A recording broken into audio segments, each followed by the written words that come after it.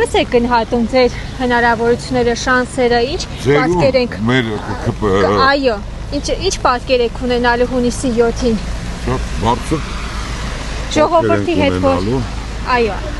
Դե գիտեք ինչ կա, դրանք տեխնոլոգիաներ են, որ դուք պետք է համապատասխան մասնագիտական կառույցների հետ առնչվեք, պրոֆեսիոնալ կառույցների, որոնք որ ամբողջ աշխարհում կատարել են տարբեր հարցումներ, սոցիոլոգիական պատկերացումներ ունեն, հասարակության հետ շփվել են, դրանք նույնպես կարևոր են։ Բացի դրանից երևում է եւ քաղաքացիների հետ շփումները, երբ որ Նիկոլ Փաշինյանը շփվում է քաղաքացիների հետ, բավականին բարձր ընկալում կա եւ գնահատում են այս տարիների աշխատանքը։ Իհարկե ներողություն, իհարկե թերություններ ցանկացած երկրում այսօր կա, Հայաստանն էլ չի տարբերվում, այստեղ էլ կլինեն բաց թողումներ, բայց եթե համեմատում ենք շատ լավ գործ արվում, որի համար շնորհակալ ենք։ ԿՊ-ն այս 8 տարիների ընթացքում ինչ բաց թողումներ է արել։ Ես նկատի ունեմ ավելի պետք է հնարավոր լիներ, ես կարծում եմ պատերազմը խանգարեց դրան։ Որ պատերազմն էր խանգարել հիմնական Նկատի ունեմ այն ծրագրերը, որոնք որ պետք է ավելի արագ լիներ, պատերազմը խանգարեց եւ ծախսային մասով եւ խնդիրների լուծման մասով եւ արտաքին խնդիրների մասով եւ բանակցությունների մասով դրա համար որոշակի մենք 18 թվականի հեղափոխությունից հետո այլ պատկերացում ունենք, բայց երբ որ այդ անսպասելի այդ ամեն ինչ եղավ, դրանից հետո իհարկե որոշակի դանդաղեց, բայց արդեն այս վերջի 3-4 տարում տեսնում եք ինչ արագ տեմպերով ամեն ինչ փոխվում է։ Հիմա փաստորեն նոր որակ է ստանալու այս խաղաղությունից հետո եւ ավելի նոր ես կարծում եմ կարևոր ենթակառուցվածքներ ստեղծվելու, որը որ փոխելու է ընդհանուր Հայաստանի Հանրապետության տնտեսության կառուցվածքը տրամաբանություն։ Այս ընտրություններին հիմնական մրցակիցը ձեզ ում եք տեսնում, որ ուշն է։ Գիտեք ինչ կա, այդ հիմնական մրցակիցը ցանկացած երկրում դա անդիմադիր տրամադրված մարդիկ են։ Այդ անդիմադիր տրամադրված մարդիկ անդիմադիր կոչերով հանդես եկող կուսակցություններին ինչքան ձայներ կտան, դա արդեն ցույց կտա ընթացքը, ընտրություններից հետո բարձ կլինի։ Բայց ինչ-որ չափով տենց մի քանի քաղաքական կուսակցություններ են, որոնք որ ընդդիմադիր կոչերով, ընդդիմադիր տրամադրությամբ են, հնարավոր կլինի կնայենք ընտրություններից հետո ավելի հնարավոր կլինի, ավելի բարձ կլինի, ավելի, այսպես ասած, արդեն կատարված կլինի ամեն ինչ կհասկանամ։ Պարոն Սուքիասյան, նաև Ախվերանում դուք հանդիպում եք ունեցել Ադրբեջանի փոխվարչապետ Շահին Մուստաֆայևի հետ, մամուլներ այս մասին գրել, որ դուք եք ներկայացնում։ Ես գիտեք ինչն է հետաքրքիր, որ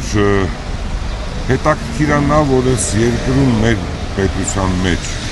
կա դեռ այդ տիպի մտածելակերպ ունեցող մարդիկ։ Իհարկե մեր տնօրենը եղել է։ Ես ընդհանրապես ներկա չեմ եղել։ Մինչև անգամ տեղյակ չեմ եղել, որ մեր տնօրենը գնացել է, որտեղ ես պատգամավորի կարգավիճակով մենեջմենտով չեմ զբաղվում։ Բայց գրեցին, որ Սուքիասյանի մեքենան դա իմ մեքենան չի, էտել էին ստել։ Ինձ որ ես չեմ եղել, չեմ տեսել, հետո իմացել եմ, որ շատ լավ հանդիպում ա եղել երկկողմանի, նայել են որպես հարևաններ, որպես հնարավորություններ եւ Հայաստանից ապրանքներ արտահանվին Ադրբեջան եւ Ադրբեջանից Հայաստան, որը արդեն իրականություն է դարձել անցյալ տարվա նոյեմբեր-դեկտեմբեր ամսվանից, սա է եղել, բայց ես ընդդեմ չեմ եղել։ Ես հաճույքով կլինեի, եթե տենց հրավեր լիներ, բայց ես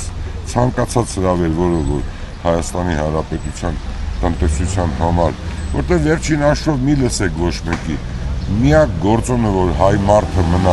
Հայաստանում շատանան մարդիկ, ավելի շատ լինեն, ավելի շատ երեխաներ ունենան, դա միայն տնտեսությունն է։ Մնացածը ինչ խոսա, այդ քաղաքական հայտարարությունները,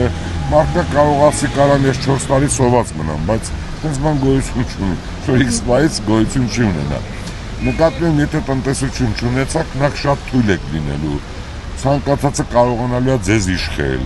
մեզ, էլի նկատում եմ մեր երկրին։ Լավ, մինչև այսօր չհասկացան, որ առանց տնտեսության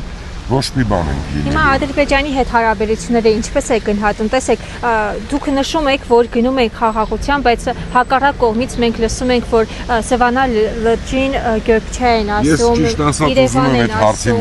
ձեզ ուզում եմ ես պատասխանեմ անկեղծ։ Ուզում եք անկեղծ Այո, լսեք։ իհարկե։ Եվ անկեղծ ես խնդրում եմ դուք հրապարակեք սա, հա։ Դա գիտեք երբ է սկսում։ Երբ որ մերոնք ասում են, որ պետքա գնանք այնտեղ, որ պետքա հետ վերադառնանք, որ դուք ինքներդ հիշում եք, որ 1988 թվականին էլ Հայաստանի Հանրապետության տարբեր տարածքներից բավականին շատ ադրբեջանցիներ գնացին, ինչպես որ հայեր Ադրբեջանից եկան Հայաստան։